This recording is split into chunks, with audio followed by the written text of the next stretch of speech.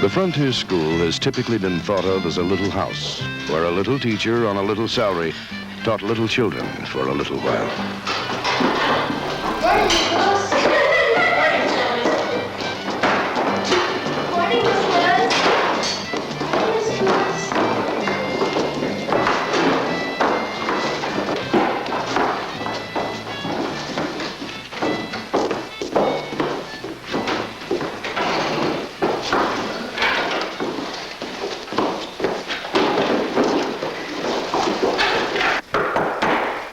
Children, will you please stand for Pledge Allegiance?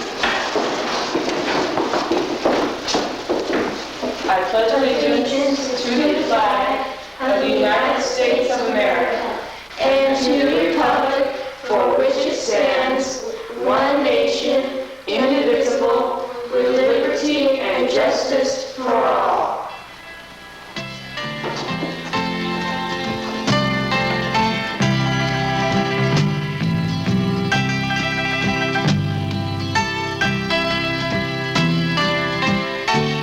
Here on the last outpost of civilization, schools were symbols of pioneer hope and vision. An ordinance promoted by Thomas Jefferson and passed in 1785 had provided for one section of land from each township to be used for a school. And so, wherever people settled, a school began. In 1871, when settlers moved into Buffalo County, Nebraska, the first building to appear on the homeless plains was a new school. For the next quarter century in Nebraska, a new schoolhouse was built every 2 days. The earliest schools were made of prairie sod, adobe, log, or rough-hewn planks, plastered on the inside with newspapers. Schools named Hat Creek, Dry Hollow, Fairview, and Sleepy Cat. Drafty buildings that stood against the howling prairie winds, at least until cold and snow crept in to close down the winter term.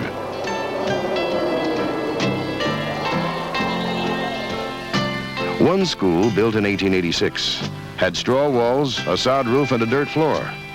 It was to become the subject of a book called And Cattle Ate the School. School furnishings, if there were any, rarely exceeded the basics. At her first school in Blue Hill, Kansas, teacher Anna Weber found room for improvement. In her 1881 diary, she lamented the lack of refinement. There are no benches, seats, blackboards, or writing desks. I am now sitting on the floor. I think if I had things more convenient, I should like teaching very much. I'd like to tell you that when I first went out to teach, I went north of the Rock River about 60 miles, and it was clear up at the bottom of Laramie Peak on Bear Creek. I was 19 years old, and when I went there to teach, this was a place where they had never planned to have a school, let's put it that way. And it was in there was a little log cabin that they had built. And the roof wasn't nearly that steep. And it was like this. And then on the back of here, they had a lean-to that had been a grain shed. And it had a little window in it there. And this was about 6 by 8 feet in, measurement, square, 6 foot wide and 8 foot long. And in this, the things that I had to teach with was, I had an orange crate for a bookcase, my desk was a table, and I had a chair, and the little boy had a desk that was quite similar to the ones you're using today. I had made a blackboard out of a piece of cardboard or wallboard, and I had to paint that black. I had an old wood stove in one corner that sat back in the far corner here, and I had to cut the wood every day for that. And we also had a wash stand in there with a wash pan, and we carried a bucket of water so we would have water to drink, and we would have water for him to wash his hands with before lunch and that sort of thing. Following the 1870s depression, modern schools began to replace the original schools, reflecting better times and a growing population. The call for a new school was a call to community action.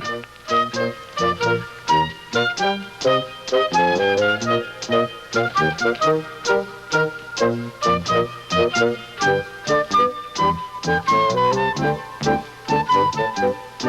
was money to be raised for new furnishings and equipment, for double desks to replace the old slab benches, for slate blackboards, for maps, flags, and pictures, and yes, even a piano. For the school was also the community center, the scene of the box supper and the Saturday night dance. Had lots of good times in this old building.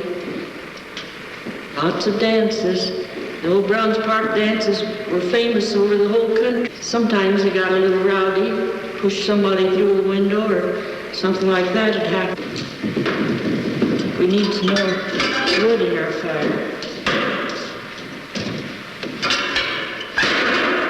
This is a cold day. And our music was usually just an old fiddler. We did have a piano here in later years, and sometimes we have just the piano music.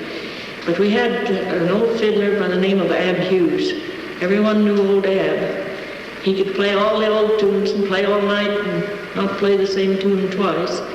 He'd go to sleep on them while he was playing, or he looked like he was asleep at least. Da-da-da-da-da-da, da-da-da-da-da-da. That's the way he'd go all night, and we'd dance as long as his music went. Because teaching was considered genteel work for a single young woman, the schoolmarm soon became an established figure of American education. Her name was Charity Prudence Oresma. She was prim and brisk in manner and speaking. Often she was only slightly older than the students she taught. And she was careful of three things: her clothes, her money, and her reputation. She was a sophisticating influence on the frontier. Most often she was young, educated, and single. In 1918, 9 out of 10 teachers in Nebraska were women, and half of them were between 16 and 20 years of age. The frontier schools drew a steady supply of adventurous young women. They came, they taught, they married, and they became wives and mothers on the frontier. As early as 1845, Catherine Beecher began to recruit women from normal schools in the East. In her pamphlet, The Duty of American Women to Their Country, she called them the best and the cheapest guardians of childhood. Cheapest, yes. A woman was considered lucky to make $40 a month. Men looked for better jobs at higher wages elsewhere. I came west to teach school at a little schoolhouse called the Blue Goose at the mouth of Divide Creek, which flowed into what was then the Grand River, which is now the Colorado. I had already had 2 years at Southern Illinois State Normal and had an Illinois certificate. So I boarded a train on a Friday morning, and Sunday afternoon I came into Newcastle on the old Colorado Midland Railroad. I came dressed in a green suit with a long skirt down to my ankles and a long coat to that green suit. And the next morning I started to school. One of the most satisfying and challenging experiences of my teaching was when I was principal for 17 years at a 2-room school at Antlers. In that school, many times, we had children who spoke Spanish, Russian, German, and 1 year even Polish. We took those children, and it was a miracle, seemingly, how quickly they learned to speak English. Those children were taught that we were all the same in America, and they really grew up to be good American citizens. My school teaching career spanned a 60-year period, beginning in September 1909 and ending June 1970. During that time, I many times taught 3 generations, because all of that was spent in 3 schools within a radius of 4 miles.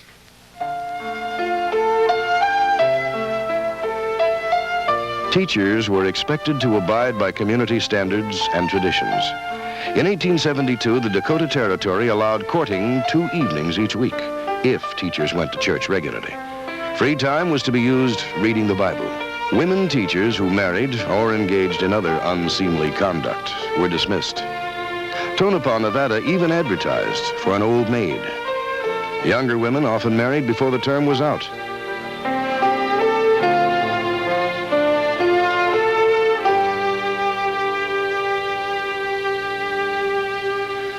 Beside the 3 R's, the daily schedule included spelling, history, geography, health, art, and penmanship. Ciphering to the 3's was done on the board, and geography was taught with a globe or map serving as the visual aid. Many classes were only 15 minutes long.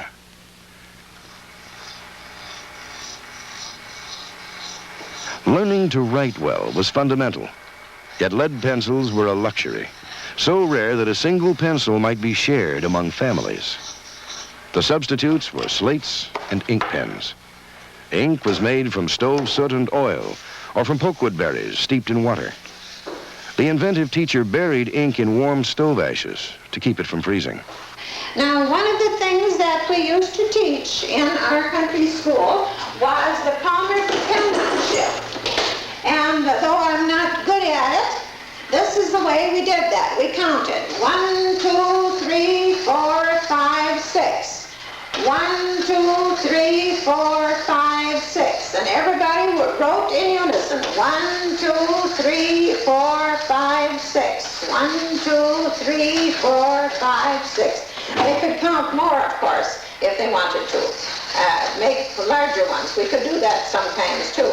And the children liked it.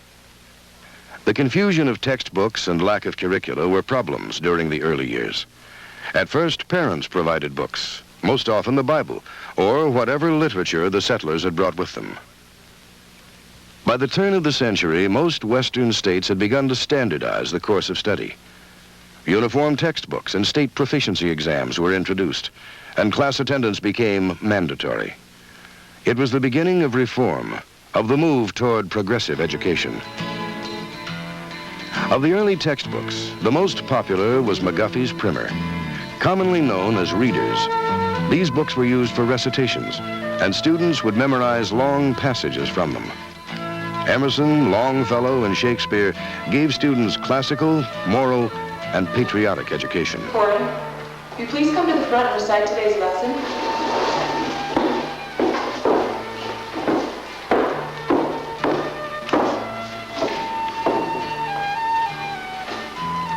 In 1732, George Washington was born. Truth, goodness, skill, and glory high his whole life did adorn.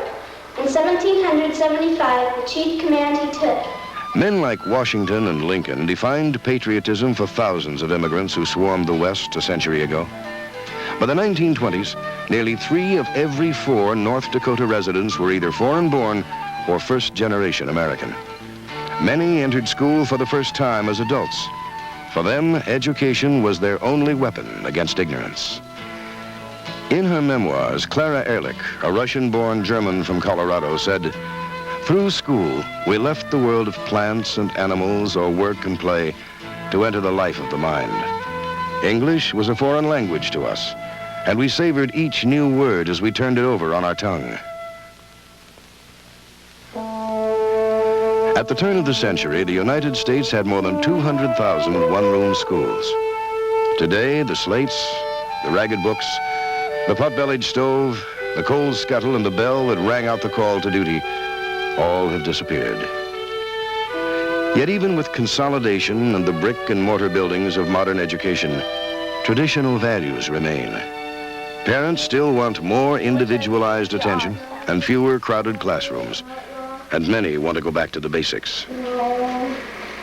Something your mom does duty on your clothes. No? What's this one? What you have to do? Laundry.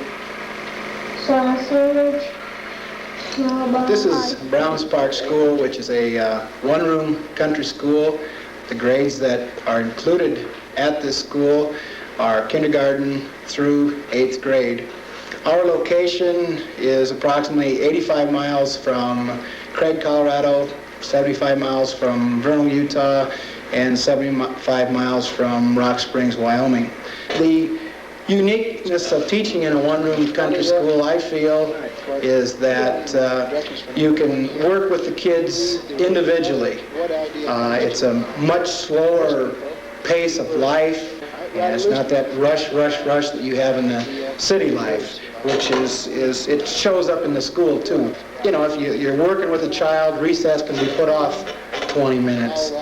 And you're pretty much your own boss. You know, if the child's not doing something right or failing in something, you only have one person to blame, and that's yourself in a one-room country school most of the time. Early schools were democratic and close to the people who built them. Qualities still found at Gage County School in rural Nebraska. Gage is owned by the community, which elects a school board whose members have children in the school. Young and old attend the meetings, and everybody helps decide how the money will be spent and what directions their school will take. Yet larger districts push for consolidation. Nebraska could eliminate half its rural districts by 1985.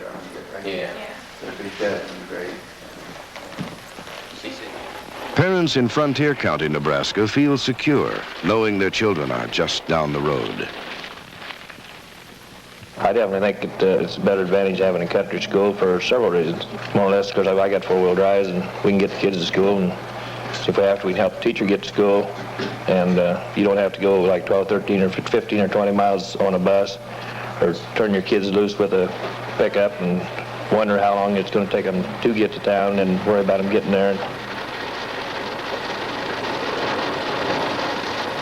This is the way I like to see it, these kids out here, because they really are getting the education they need, and this is one aspect that a lot of people don't look at in the one-room school. We have everything we need. We have the latest equipment, and through our ESU unit, we are allowed all the... In Kansas, the Dermont School in Morton County is the only one-room school still operating. It began as a dugout on the banks of the Cimarron River. Today, it's a modern building with a library, carpeted classroom, and a gym. Nope, both wrong. Solera Lewis teaches reading and math every day in all 6 grades. And 2 or 3 times a week, she teaches science, geography, English, spelling, and writing. Okay. Dermont is a farm community, and parents agree that the school has more advantages than disadvantages. Yet because Kansas law requires an enrollment of at least 10 students, the school is threatened with closing. This school has been in existence since 1889, the only one in this county. We have to have 10 students, which we have this year, possibility of 2 next year, and lose 1. We have a class of 5th graders that will be going on 6th grade, so our possibility of holding out longer than that is a big question mark. They're free to get a drink of water, go to the library, sharpen a pencil, and this doesn't bother us. The children learn to concentrate with class constantly going on, and this doesn't seem to bother them. It strengthens their power of concentration, teaches them to be independent.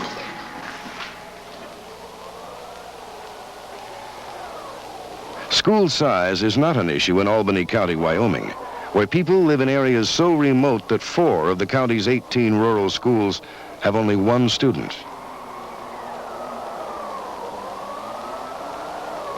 Many families receive isolation pay to help with transportation costs.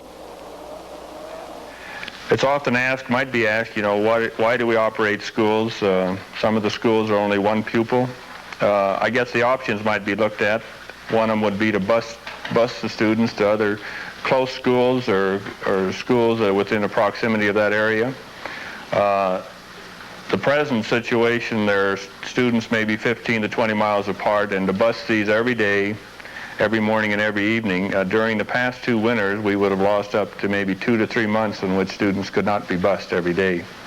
The other option is to move to town and take the students to the town and have to live in town, which in essence would split up the family, or the mother would have to live in town, or the children would have to be boarded out in town. And neither option certainly is very good.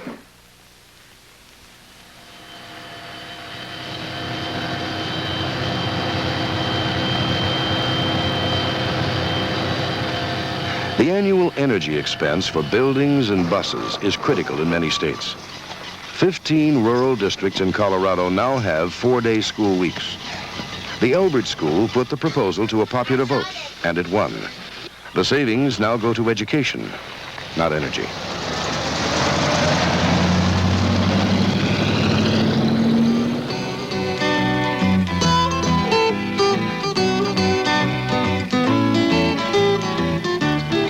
Rural schools have become more than idyllic reminders of the past. They've become the focus of a debate over the cost of educating students in rural schools and the quality of education they provide. Supporters of rural education argue in favor of full educational services. For them, a lower quality education shouldn't be the price they pay for living in the country. Opponents say educational costs are greater in rural areas, and if full services are provided, those who receive them should foot the bill. People take pride in their school. It's a part of the community, so it survives. Every November 7th, the voting booths reopen, and country schools make another contribution to democracy. Santa's youth and tea runs out to pull his Christmas sleigh. 'Cause a boy in Africa wrote to him one day. Christmas programs and quilting clubs are still traditional. Bring some toys with you. And friendship and food continue to bring families together.